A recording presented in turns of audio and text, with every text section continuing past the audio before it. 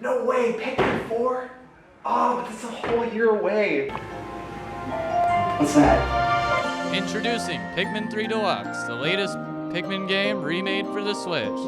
Play side stories featuring your favorite treasure hunters, Olimar and Louie. Play story mode with a friend or go head-to-head in bingo battle. Pikmin 3 Deluxe, only available on Nintendo Switch.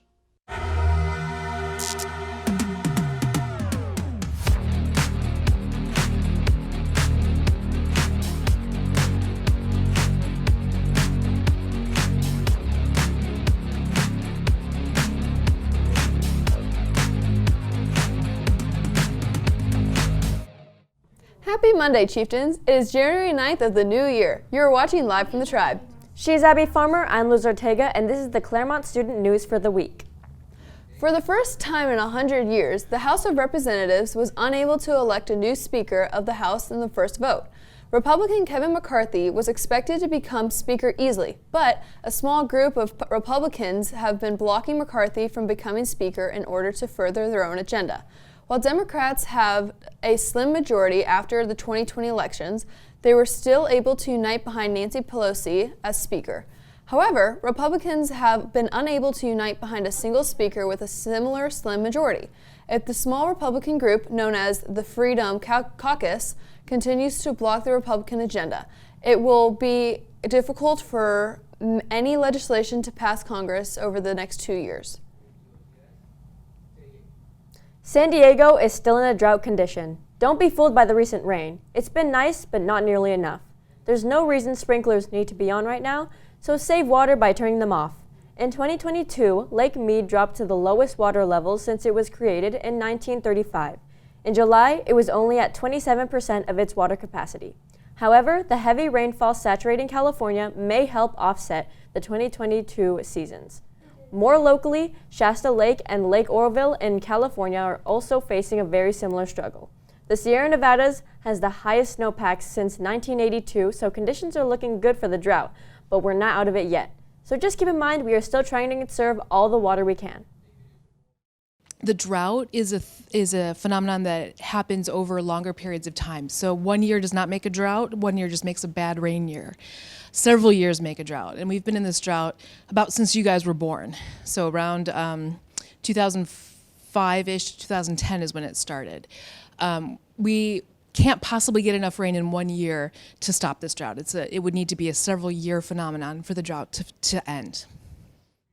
If you didn't have a first period or were not here last Friday, there was a district-wide password reset. This means that all computers, both personal and school-owned, need new passwords. To get your new password, head down to the office to see Mr. Durham while he'll help you out. Make sure that when you do get your password, you have it memorized or written down so you don't forget it. Remember that these passwords are given to you by the district and you may not make your own. This reset should hopefully provide better protection from hackers and others who may want to get into your account. Remember your passwords and stay safe out there, Chieftains. On January 11th, the Academy of Health and Medical Sciences presents Sugar to Heroin Gallery Walk. Students will present their research followed by a panel discussion. Lastly, the evening will end with a parent and community member focused town hall hosted by the freshmen. It is focused on substance abuse, treatment, and mental health resources we have in our community. It starts at 4:30 in the cafeteria and ends at 6:30. We caught up with some of the presenters to see what they are doing in order to prepare for this event. We are preparing for our big town hall Sugar to Heroin project. We are both psilocybin, and we have been working extensively on our boards and our websites. We're spending times in most of our classes working on our website and other information we need to obtain for the project. Took notes as guest speakers came in and explained more about the effects of drugs. In order to graduate high school, every student must reach at least 44 graduation credits by the end of their senior year.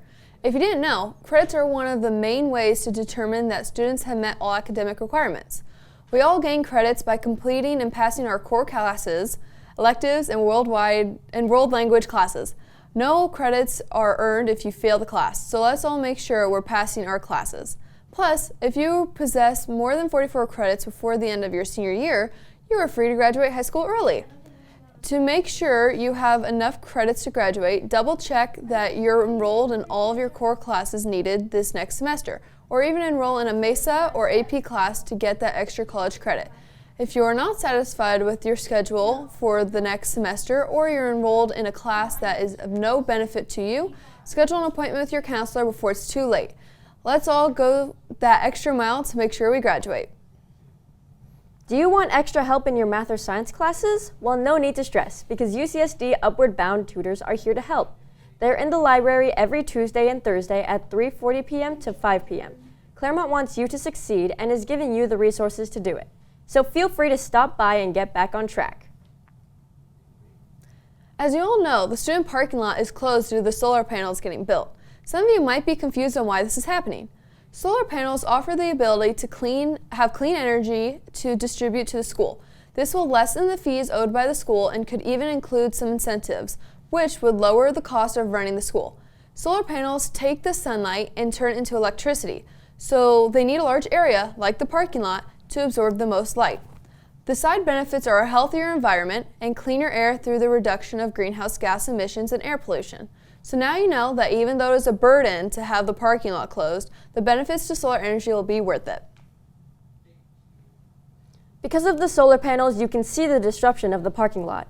Everybody's parking situation has changed, meaning you must park either in the bottom lot located next to the football field or elsewhere. Even though it is closed for a good reason, it's still an inconvenience to students and staff. Let's ask some chieftains how the closing of the parking lot has affected them. Well, the actual truth is the parking lot closing has not affected me at all. I get there early enough to find a place, and I go to work at the normal time. So people might be having drama with it, but your friendly school nurse is just fine. When the parking lot closed, it was really inconvenient for everyone, including myself. We had to park down on the side of the street. There was so much traffic and the rain was just everywhere. So yeah, I hate it. I've had to start driving a new way to school, and it's just been really inconvenient for me. The first day we had to park in the parking lot, I got stuck in traffic for 20 minutes, and everyone seemed really confused about what was going on. And yeah, the 3-day warning prior wasn't very helpful either. If you like music, then CHS presents the CHS Fall Band Concert. The concert is on Wednesday, January 18th at 6:30 p.m. If you're performing, call time for all performers will be at 5:30 p.m. It will be held in the CHS auditorium. Admission is free to watch. There will be 6 songs performed by Miss Doss's band class. If your friend is performing, come on by and support them.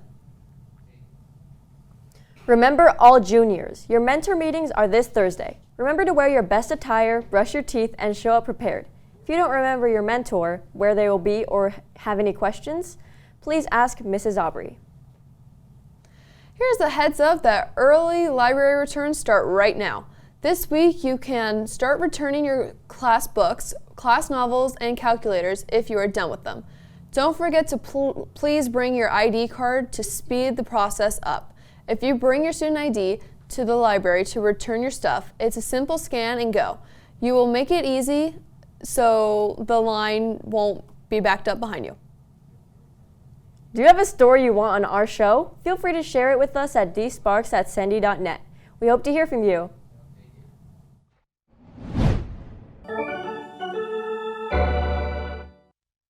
Now it's time to hand over the mic to Addie in the Sports Center. Addie, what do you have for us? Thank you, guys. Our first sports story this week is national news as Buffalo Bills player Damar Hamlin collapsed on the field during an NFL football game against the Cincinnati Bengals from cardiac arrest. Hamlin's heartbeat was restored on the field as staff tended him, but he remained in critical condition. The game was suspended shortly after he left to the hospital. The sports world came around to give prayers and support to the football player. The fight to regain Hamlin's pulse included an AED, which is an automated external defibrillator.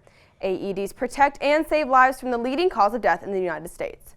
There are 2 AEDs located on campus. One can be found inside the middle of the office. The other AED is portable and is carried with our sports teams. Signs of cardiac arrest include sudden collapse, no pulse, and no breathing. If someone appears to be having cardiac arrest on campus, inform the nearest adult and call 911. It's another jam-packed sports week for our Chieftain sports players. On Monday, girls basketball has an away game against Guajome Park at 6. On Tuesday, there's a girls water polo game away at Cathedral High School at 4:30 against Cathedral. Boys soccer also has an away game against Mira Mesa at their high school at 6. On Wednesday, boys basketball has an away game at 5:30 at Valhalla High School. Girls soccer has an away game at Lincoln kicking off at 6. On Thursday, girls water polo are back at it with an away game against La Jolla at 4. Boys soccer is away on the pitch at Kearney High School at 6. On Friday, we've got a 6 o'clock doubleheader. In the basketball gym, girls basketball hosts Mission Bay, and on the football field, girls soccer goes head-to-head against Madison. Also on Friday, boys basketball has an away game at Cannon Hills High School at 7:30. On Saturday, girls water polo has an away game against Santana High School at the Stanley Recreation Center pool. Finishing off our sports for this week, boys basketball tips off against Hilltop at 2:30. All right, now back to you guys at the desk. Thank you, Addie, for all of that information. If you missed some of it, go to our school website and check out the calendar under the Athletics Lab.